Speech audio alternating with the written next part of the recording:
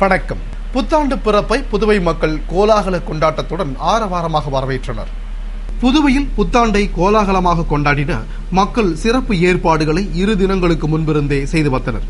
மேலும் புத்தாண்டை வரவேற்க கடற்கரை சாலை, தேவாலயங்கள், ஹோட்டல்கள் மற்றும் பொழுதுபோக்கும் இடங்களில் மக்கள் ஏராளமாக குவிந்திருந்தனர். நள்ளிரவு 12 மணிக்கு 2012ஆம் ஆண்டு முடிந்து 2013ஆம் ஆண்டு பிறந்ததும் கடற்கரையில் குவிந்திருந்த 5000த்திற்கும் மேற்பட்ட மக்கள் ஹாப்பி நியூ இயர் என கோஷமிட்டு ஆரவாரத்துடன் கோஷம் எழுப்பி புத்தாண்டை வரவேற்றனர். மேலும் ஒருவருக்கொருவர் புத்தாண்டு வாழ்த்தினை தெரிவித்துக் கொண்டு குதூகலம் அடைந்தனர் மற்றும் ஒருவருக்கொருவர் கைகுலுக்கி இனிப்பு வழங்கி மகிழ்ச்சியை வெளிப்படுத்தினர். இது மட்டுமின்றி பட்டாசு வெடித்து புத்தாண்டு பிறப்பை கொண்டாடினர். கடற்கரை சாலையில் மக்கள் கூட்டம் அலைமோதியதால் பாதுகாப்பு பணியில் ஏராளமான போலீசார் ஈடுபட்டிருந்தனர். இது மட்டுமின்றி சுற்றுலாத்துறை சார்பில் அம்பேத்கர் மணிமண்டபம் அருகே இசை நிகழ்ச்சி நடைபெற்றது. போலீசாரின் இனிய இசை நிகழ்ச்சியினை கடற்கரைக்கு வந்திருந்த பொதுமக்களும் சுற்றுலா பயணிகளும் கேட்டு ரசித்தனர். அதேபோன்று முக்கிய ஹோட்டல்களில் போட்டி போட்டுக் கொண்டு நடன நிகழ்ச்சி, இசை கச்சேரிகள், விளையாட்டுப் போட்டிகள், நகைச்சுவை நிகழ்ச்சிகள் என அறுசுவை விருந்துடன் பல்வேறு நிகழ்ச்சிகள் நடைபெற்றன. கடந்த ஆண்டு தானே புயலால் உருக்குலைந்திருந்த புதுவை மக்கள் இந்த ஆண்டு புத்தாண்டை கோலாகலமாக கொண்டாடி மகிழ்ந்தனர். மத்திய அரசு நிதியை நான் தடுப்பதாக முதலமைச்சர் ரங்கசாமி பொய்யான குற்றச்சாட்டுகளை கூறி வருவதாக மத்திய இணையமைச்சர் நாராயணசாமி தெரிவித்துள்ளார். இது தொடர்பாக மத்திய இணையமைச்சர் நாராயணசாமி செய்தியாளர்களுக்கு அளித்த பேட்டியில், புதுவை அரசு 2013ஆம் ஆண்டில் மக்கள் நலனில் அக்கறை கொண்டு தேர்தல் அறிக்கையில் அறிவித்த திட்டங்களை நிறைவேற்ற வேண்டும் என்றும், காங்கிரஸ் ஆட்சியின் சில நல்ல திட்டங்களை அரசு கிடப்பில் போட்டுவிட்டதால் மாநிலத்தின் வளர்ச்சியே பின்னோக்கி சென்றுள்ளது. குப்பைகள் அகற்றப்படாமல் குவிந்தும், சாலைகளை சீரமைக்காமல் தோண்டப்பட்டு குண்டும் குழியுமாகவும் உள்ளது. மொத்தத்தில் மாநில நிர்வாகமே ஸ்தம்பித்து போய் உள்ளது. ஆனால் முதல்வர் ரங்கசாமி மத்திய அரசு மீது நிதி தருவதில்லை என்று வீண்பழி சுமத்தி வருகிறார். அப்படியே நிதி வந்தாலும் நான் தடுப்பதாகவும் பொய்யான குற்றச்சாட்டுகளை கூறி வருகிறார் என்று கூறிய அவர் தொடர்ந்து வைத்தியலிங்கம் முதலமைச்சராக இருந்தபோது 2500 கோடி ரூபாயை திட்ட நிதியாக ஒதுக்கிய மத்திய அரசு தற்போது 3025 கோடி ரூபாயை திட்ட நிதியாக ஒதுக்கியுள்ளது. மேலும் சில நாட்களுக்கு முன்பு 390 கோடி ரூபாய் கடன் வாங்கவும் அனுமதி அளித்துள்ளது. கடந்த ஆண்டு திட்டத்துறையிடம் 700 கோடி ரூபாய் கூடுதலாக வரி வசூலிப்பதாக கூறி நிதி ஒதுக்கீடு பெற்றுவிட்டு பெட்ரோல் பங்க், மின் கட்டணத்தில் 390 கோடி ரூபாய் வரியை வசூலிக்கவில்லை. மேலும் நிதி நெருக்கடியை சரிகட்ட அரசு ஊழியர்களின் சேம நலத்திலும் அரசு கை வைத்துள்ளது. மேலும் நிதித்துறை செயலர் ஓய்வு பெறும் அரசு ஊழியர் 3 ஆண்டுகளுக்கு பின்புதான் ஓய்வூதிய சலுகையை பெற முடியும் என்று அறிக்கை வெளியிட்டுள்ளார். இதுபோன்று அரசு தன்னிச்சையாக செயல்பட்டு நிதியை மாற்றி செலவு செய்துள்ளது.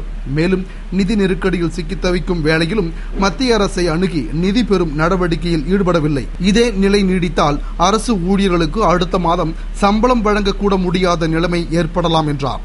தொடர்ந்து மக்கள் பிரச்சனைகளை பற்றி பேசக்கூடிய சட்டமன்றத்தையும் 15 நிமிடங்களில் முடித்துள்ளார்.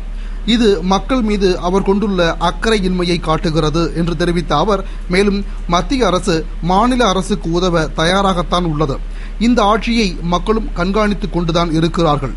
இதே நிலை நீடித்தால் வேடிக்கை பார்த்து கொண்டிருக்க முடியாது என்று கூறினார். புத்தாண்டு பிறப்பை முன்னிட்டு மணக்குள விநாயகர் கோவில் உள்ளிட்ட பல்வேறு கோவில்களில் நடைபெற்ற சிறப்பு பூஜையில் ஆயிரக்கணக்கான பக்தர்கள் நீண்ட வரிசையில் காத்திருந்து சாமி தரிசனம் செய்தனர். புத்தாண்டு பிறப்பை முன்னிட்டு புதுவையில் உள்ள அனைத்து கோவில்களிலும் சிறப்பு பூஜைகள் நடைபெற்றது. அதேபோன்று மணக்குள விநாயகர் கோவிலில் அதிகாலையிலேயே நடை திறக்கப்பட்டு விநாயகருக்கு சிறப்பு அபிஷேகமும் பின்னர் தங்க கவசம் அணிவிக்கப்பட்டு தீபாராதனையும் நடைபெற்றது. வருட பிறப்பு என்பதால் அதிகாலை முதலே ஆயிரக்கணக்கான பக்தர்கள் திரண்டு நீண்ட வரிசையில் காத்திருந்து விநாயகர் பெருமானை தரிசித்தனர். மேலும் சிறப்பு பூஜைகளில் மத்திய இணையமைச்சர் நாராயணசாமி, முன்னாள் முதலமைச்சர் ஜானகிராமன், திராவிட முன்னேற்ற கழக துணை அமைப்பாளர் SP சிவக்குமார், வட்டார காங்கிரஸ் தலைவர் AKD ஆறுமுகம், காங்கிரஸ் பிரமுகர் சிவகொழுந்து உள்பட பல முக்கிய பிரமுகர்கள் பங்கேற்று வழிபட்டனர். பக்தர்கள் கூட்டம் அலைமோதியதால் கோவில் நிர்வாகம் அனைவரும் சிரமமின்றி சாமி தரிசனம் செய்யும் வகையில் சிறப்பு ஏற்பாடுகளை செய்திருந்தது. மேலும் பூஜையில் பங்கேற்ற இறை அன்பர்கள் அனைவருக்கும் கோவில் நிர்வாகம் சார்பில் பிரசாதம் வழங்கப்பட்டது. விழாவிற்கான ஏற்பாடுகளை அறங்காவல் குழுவினர் சிறப்பாக செய்திருந்தனர். அதேபோன்று வில்லியனூரில் எழுந்தருளியுள்ள அருள்மிகு கோகிலாம்பிகை உடனுரை திருக்காமேஸ்வரர் கோவிலில் புத்தாண்டு பிறப்பை முன்னிட்டு நடைபெற்ற சிறப்பு அபிஷேக ஆராதனையில் இறை அன்பர்கள் ஏராளமானோர் பங்கேற்று பொறுமையுடன் நீண்ட வரிசையில் காத்திருந்து நெய் தீபம் ஏற்றி வழிபட்டு ஈசனின் திருவருளை பெற்றனர். அதேபோன்று வில்லியனூரில் கோயில் கொண்டுள்ள பெருந்தேவி நாயகா சமேத தென்கலை வரதராஜ பெருமாள் கோவிலில் புத்தாண்டு பிறப்பினை முன்னிட்டு நடைபெற்ற சிறப்பு திருமஞ்சனம், சிறப்பு அலங்கார ஆராதனையில் ஆன்மீக பெருமக்கள் ஏராளமானோர் கலந்து கொண்டு நெய் விளக்கேற்றி பூஜை செய்து எம்பெருமானின் இறையருளை பெற்று பரவசம் அடைந்தனர். விழாவிற்கான ஏற்பாடுகளை அறங்காவல் குழுவினர் செய்திருந்தனர். புதுவை நெல்லித்தோப்பில் மஸ்கராத் என்ற கேலி நடன விழா நடத்திய இளைஞர்களை முன்னாள் நகரமன்ற துணைத் தலைவர் திரு ஜான்குமார் வாழ்த்தி நிகழ்ச்சியை துவக்கி வைத்தார். புதுவை நெல்லித்தோப்பு புனித ஆரோக்கியநாதர் கோவில் இளைஞர்கள் சார்பில் புத்தாண்டு பிறப்பை முன்னிட்டு மஸ்கராத் என்னும் கேலி நடன விழா நடைபெற்றது. விழாவினை முன்னிட்டு 50க்கும் மேற்பட்ட நடன கலைஞர்கள் முன்னாள் நகரமன்ற துணைத் தலைவர் திரு ஜான்குமாரை நேரில் சந்தித்து சால்வை அணிவித்தனர். அவர்களுக்கு வாழ்த்து தெரிவித்து பாராட்டிய முன்னாள் நகரமன்ற துணைத் தலைவர் திரு ஜான்குமார் நடன நிகழ்ச்சியை துவக்கி வைத்தார். தொடர்ந்து நடன கலைஞர்கள் புதுவை முழுவதும் சென்று சிலம்பாட்டம், ஜிம்னாஸ்டிக் போன்ற நிகழ்ச்சிகளை நடத்தி மக்களை மகிழ்வித்தனர். நிகழ்ச்சிக்கான ஏற்பாட்டினை சந்தான சதீஷ், சாமிதாஸ், மெல்கிஸ், ஜோசப் உள்ளிட்ட இளைஞர்கள் செய்திருந்தனர்.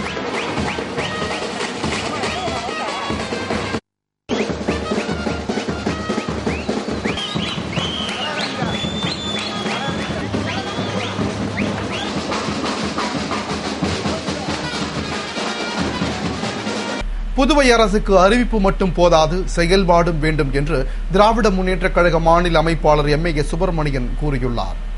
இது தொடர்பாக திராவிட முன்னேற்றக் கழக மாநில அமைப்பாளர் திரு எம்ஏ சுப்பிரமணியன் கூறுகையில், டெல்லியில் பிரதமர் தலைமையில் நடைபெற்ற தேசிய நீர் ஆதாரம் சம்பந்தமான கவுன்சில் கூட்டத்தில் பல்வேறு மாநிலங்கள் தங்கள் நிலைப்பாட்டை தெரிவித்தன.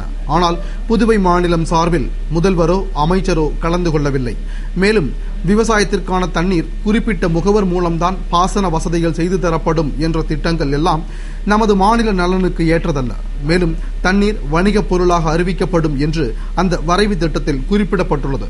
இதனை அரசு ஏற்றுக்கொண்டதா என்று கேள்வி எழுப்பிய அவர் தொடர்ந்து தேசிய வளர்ச்சி கவுன்சில் கூட்டத்தில் தனது அறிக்கையை மட்டும் சமர்ப்பித்து நேரடியாக நிதியை மட்டுமல்ல, மாநில அந்தஸ்து கோராமல் வந்தது மாநில வளர்ச்சிக்கு குந்தகம் விளைவிக்கும் செயல் என்று தெரிவித்தார். தொடர்ந்து தற்போது தேசிய நீர் ஆதார கவுன்சில் கூட்டத்தில் அரசு கலந்து கொண்டதா என்பதை வெளிப்படையாக தெரிவிக்க வேண்டும். மேலும் திட்டங்களை வரவு செலவு திட்டத்தில் அறிவித்தால் மட்டும் போதாது, செயல்படுத்தவும் வேண்டும் என்று கூறினார். புதுவை காலாப்பட்டு ஸ்ரீ சீரடி சாய்பாபா கோவிலில் ஆங்கில புத்தாண்டை முன்னிட்டு சிறப்பு வழிபாடுகளுடன் அன்னதானம் வழங்கப்பட்டது. சித்தர்கள் வாழ்ந்த இப்புதுவை மண்ணில் காலாப்பட்டு பொறியியல் கல்லூரி அருகே அமைந்துள்ள ஸ்ரீ சீரடி சாய்பாபா திருக்கோவிலில் ஆங்கில புத்தாண்டு விழா சிறப்பாக கொண்டாடப்பட்டது. காலை 8 மணிக்கு கொடியேற்றத்துடன் துவங்கிய விழாவில் சாய்பாபாவிற்கு சிறப்பு அபிஷேகம், அலங்காரத்துடன் பஜனை இசைக்க பல்லக்கு உற்சவமும் தொடர்ந்து ஆரத்தியும் நடைபெற்றது. விழாவில் சாய் பக்தர்கள் அனைவரும் தங்களது குடும்பத்தினர் மற்றும் நண்பர்களுடன் கலந்து கொண்டு ஸ்ரீ சீரடி சாய்பாபாவின் பேரருளை பெற்று பேரானந்தம் அடைந்தனர். பங்கேற்ற அனைவருக்கும் அன்னதானம் வழங்கப்பட்டது.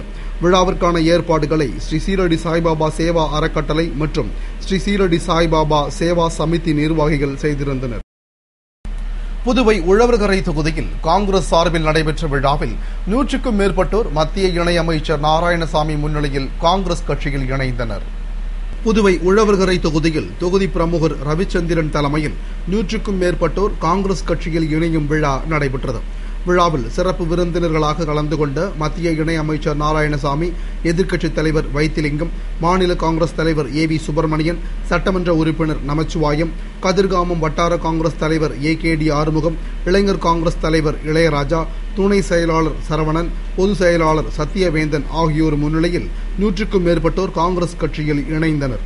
தொடர்ந்து முத்துமாரியம்மன் கோவிலில் சிறப்பு பூஜைகளும் நடத்தப்பட்டு பரிவட்ட மரியாதை அளிக்கப்பட்டது மற்றும் விழாவில் ஏராளமானோருக்கு புடவையும் அன்னதானமும் வழங்கப்பட்டது.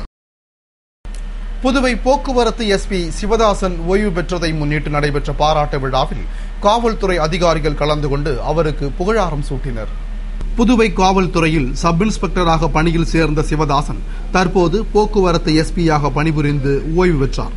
பணியிலிருந்து விடைபெற்ற அவருக்கு பாராட்டு விழா நடைபெற்றது. விழாவில் போக்குவரத்து இன்ஸ்பெக்டர் ரவிக்குமார் மற்றும் அதிகாரிகள், தலைமை காவலர்கள் என அனைவரும் எஸ்பி சிவதாசனுக்கு சால்வை அணிவித்து வாழ்த்தினர் மற்றும் 38 ஆண்டுகள் திறம்பட செயலாற்றிய அவரது பணியினை பாராட்டி புகழாரம் சூட்டினர். அதனை ஏற்றுக்கொண்ட எஸ்பி தனக்கு பணியின் போது ஒத்துழைப்பு அளித்த பொதுமக்கள், அரசு, காவல்துறை அதிகாரிகள், காவலர்கள் என அனைவருக்கும் நன்றி தெரிவித்துக் கொண்டார். புதுவையில் புத்தாண்டில் குடித்துவிட்டு மனைவியை அரிவாளால் வெட்டிய வாலிபரை போலீசார் கைது செய்து விசாரணை நடத்தி வருகின்றனர். புதுவை வைத்திக்குப்பத்தைச் சேர்ந்த பரத் என்கின்ற கருணாநிதி என்ற வாலிபர் தனது மனைவி மற்றும் 2 பெண் குழந்தைகளுடன் வசித்து வந்தார். டெம்போ ஓட்டுநரான இவருக்கு குடிப்பழக்கம் இருந்ததால் அதனை நிறுத்த மருந்து சாப்பிட்டு கடந்த 3 மாதங்களாக குடியை நிறுத்தியிருந்தார். இந்நிலையில் தன் நண்பர்களின் அழைப்பை ஏற்று புத்தாண்டை கொண்டாட சென்ற அவர் சபலம் தட்டியதால் மது அருந்திவிட்டு நள்ளிரவில் வீடு திரும்பினார். மது அருந்திவிட்டு வந்ததால் மனைவி சண்டை போடுவார் என்பதால் படுக்கை அறைக்கு சென்றதும் கதவை உள்பக்கமாக பூட்டிக் கொண்டார். சிறிது நேரத்தில் அவரது மனைவியின் அலறல் சத்தம் ஹாலில் தொலைக்காட்சி பார்த்துக் கொண்டிருந்த அவரது குழந்தைகளுக்கும் கேட்டது. உடனே அவர்கள் கதவை திறக்க முயன்றும் முடியாததால் பயத்தில் அலறினர். இதனை கேட்டு அக்கம் பக்கத்தினர் வந்து கதவை தட்டியதும் பரத் கதவை திறந்தபோது அவர் கையில் அரிவாளுடன் நின்றிருந்தார் மற்றும் அவர் மனைவி இரத்த வெள்ளத்தில் துடிதுடித்துக் கொண்டிருந்தார். மேலும் அவர் உடல் எங்கும் அரிவாளால் வெட்டப்பட்ட காயங்கள் இருந்தது.